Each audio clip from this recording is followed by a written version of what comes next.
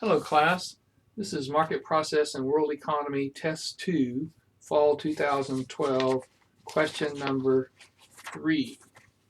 This was the trade question, and the first one was, tariffs not only reduce the volume of imports, they also reduce the volume of exports. Why? Well, in the book, it talked about how that when you import something, basically what happens, if you think of it like this, imagine this is the United States, and this is the rest of the world over here. Then when you import something from the rest of the world, dollars flow out for the purchase of that thing, and it is these dollars that sit over there in the rest of the world that generate the foreign exchange to buy our exports. And so that when we export something, it's paid for with those same dollars. So can you see that if you somehow restricted imports, then you would also restrict this outflow of dollars, and there would be no dollars for the purchase of our exports. So a lot of students haven't thought this through very far, and they just kind of imagine that you can exchange one currency for another, and so it's never an issue about what's flowing in and what's flowing out. That's not really true. The only reason that you can exchange dollars for euros or pesos or Japanese yen or whatever is because dollars have already flowed there. So it might sound a little bit crass to say it this way, but really it's a great example. What happens in an exchange house where there is a business that exchanges dollars for some other foreign currency is exactly the same as what happens at a used car lot. Used car dealers don't produce any cars, but they sell cars and they buy cars, and they make their living on the little margin, the little difference between what they buy them for and what they sell them for. And the same thing is true of those exchange houses. They don't create dollars, they're just buying and selling them. So that's what you needed to get full credit. A few of you answered in a slightly different way, and I gave you part credit for it. Some of you answered that, well, if you don't have any imports, then the demand for the American-made products would rise, and the American manufacturers wouldn't have the capacity to service foreign buyers. So I don't really think that's true, but at least it's logical, and I gave part credit to those of you who answered that way. Okay, so that was part A of that question.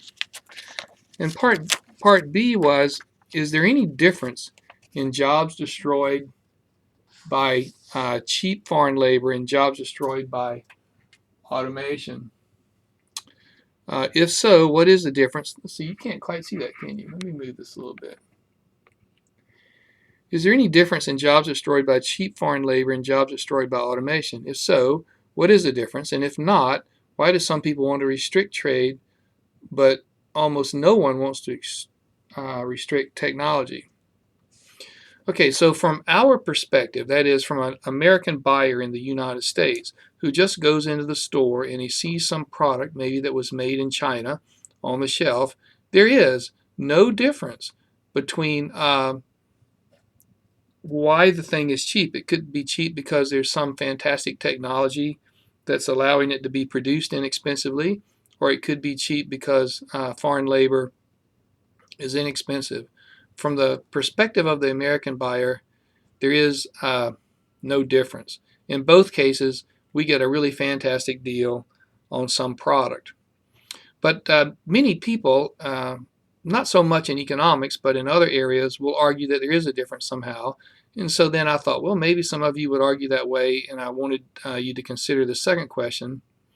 So why is it that some people are very willing to restrict trade if they perceive it's caused by cheap foreign labor, but almost nobody is willing to restrict trade if they perceive it comes from technological advantage? For example, nobody argued that Henry Ford's idea of mechanizing the production of automobiles was a bad idea because it caused a loss of automobile jobs all over the country. Okay, so that was question B. Then question C is the only one that was the least bit technical. And in this one, you're given this little grid here. And the way you read this is that in Hayek land, a worker in 1 day or in 1 hour can make 5 units of good A or 8 units of good B. And in Friedman land, they can make 10 units of good A or 20 units of good B. And I've asked you to figure out if these two countries will trade. This is the classic example that was first proposed by David Ricardo. David Ricardo in about 1820. He's sometimes known as the founder of modern trade theory. And Ricardo pointed out that it doesn't really matter if one country is more productive in both goods. If you notice, Friedman land is more productive in both goods. They can produce more of good A in an hour or more of good B, both. But Ricardo pointed out that that's not really what's driving trade. What drives trade is the relative cost of the two goods inside the country. So can you see that in Hayek land, good B is about half the money that good A would be, because you could make, with the same number of resources, about twice as many good Bs as you can make good A. So in Friedman land, good B is really cheap. I'm going to put a little C here to indicate it's really, really cheap. In Hayek land, good B is also cheap because you can make 5 good A in an hour or whatever. Let's see. The numbers indicate average worker output per day. So you can make 5 units of good A in a day or 8 units of good B. So good B is a little bit cheaper than good A in Hayek land, but it's much, much cheaper in Friedman land. So I'm going to put a circle around that to indicate that that's where good B, even though it's cheaper in both countries, it's much cheaper in Friedman land. So here is how they will trade. Here's Hayek land, and here's Friedman land. And what will happen is that Friedman land will export to Hayek land good B, because that's the cheapest. They have a comparative advantage in that. And Hayek land will export good A. The easiest way to do these is to identify the cheap good, and if it turns out, luckily, that it's a different good in both countries, they will each export the cheap good. If it turns out, as in this case, that the cheap good is the same one in both countries, then you have to figure out where it's absolutely the cheapest, and in this case it was Hayek land. And so Hayek land will export, I said it backwards, Friedman land is absolutely the cheapest. Friedman land will export good B. If you can't really see that, you could do it as a thought experiment. So let's try it like this. I'm proposing that the citizens in Hayek land will export good A. So let's see if that's so.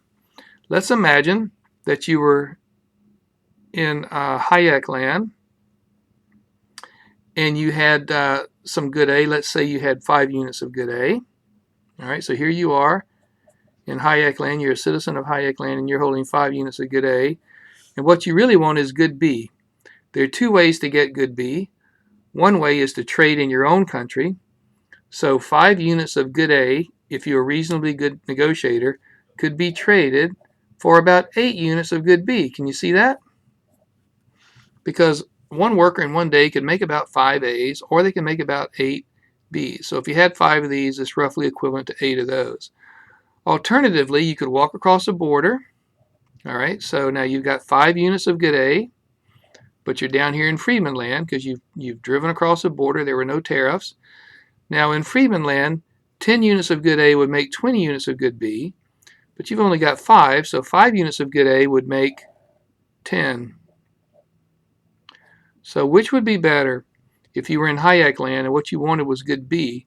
Would it be better to make good B at home, which would be this way, or would it be better to trade for good B?